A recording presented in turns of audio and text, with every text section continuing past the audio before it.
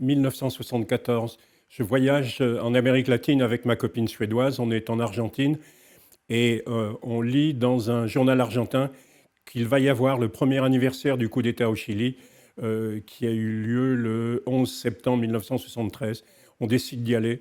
On prend un autobus, on traverse les Andes, on arrive à Santiago. Et là, il faut que je me fasse accréditer. J'ai une petite carte de presse que m'avait donnée une agence à New York. Ça ne marche pas. Finalement, j'ai réussi à contacter les gens de Sigma à Paris que j'avais rencontrés. J'avais rencontré les correspondants à New York et j'arrive à être accrédité. Donc les célébrations, la commémoration dure une dizaine de jours et je commence à photographier à la fois les manifestations officielles qui ont lieu, les manifestations officielles avec les politiques, c'est-à-dire avec Pinochet et avec la junte militaire, les militaires et les manifestations où on fait venir des partisans du régime, les opposants bien entendu n'existant plus, étant cachés ou en prison ou ne pouvant pas sortir. Donc une des premières choses, c'est la célébration officielle avec les 4 membres de la junte, les discours, etc., etc., et le parvis de célébrités, d'officiels, à la fois civils, militaires et religieux aussi, ce qui est très, très surprenant. Donc je photographie tout ça. Je n'ai pas trop de problèmes, ça se passe relativement bien, dans ce sens où la junte a intérêt à ce que ça se passe bien, de manière à présenter un visage, comment dire, un visage présentable pour le monde entier.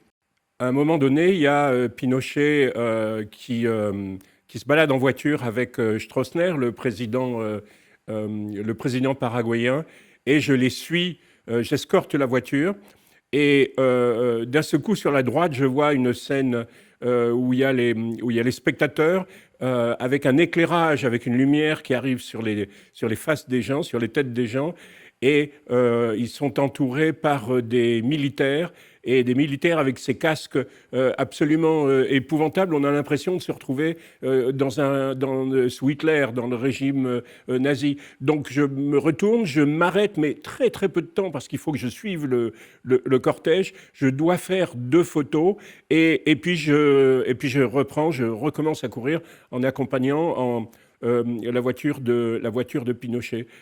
Cette photo, je l'ai toujours vue sur mes planches contact, mais je ne l'ai jamais mise en avant. Et quand je l'ai mise en avant, c'est-à-dire de très nombreuses années plus tard, quand on travaillait sur le projet sur América Latina, je me suis dit, et putain, c'est une bonne photo. Et elle explique toute la situation au Chili quand on y est, 1 an après le coup d'État.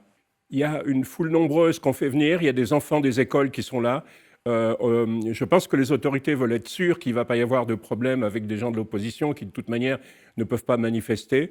Et là, je me retrouve sur cette scène où on voit des jeunes qui manifestent leur approbation à Pinochet, à la manière latino-américaine. Ils font beaucoup de bruit, etc. Et parmi la foule de jeunes, il y a 3 hommes. Je photographie cette scène.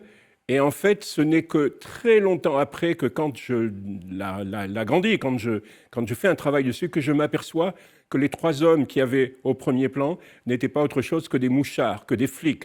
Il y a celui du milieu qui me regarde d'une manière complètement ahurie, celui qui se trouve à gauche, qui cache son visage, et à droite, il y a un jeune qui fume, mais qui fume très mal, il fume maladroitement, comme s'il n'avait pas l'habitude de fumer. Et voilà, et donc tout le monde était surveillé, y compris le petit journaliste que j'étais. Et c'est vraiment aujourd'hui un témoignage de ce qu'était la situation, ce que la situation a été pendant très longtemps, c'est-à-dire qu'il n'y avait pas d'espace pour respirer.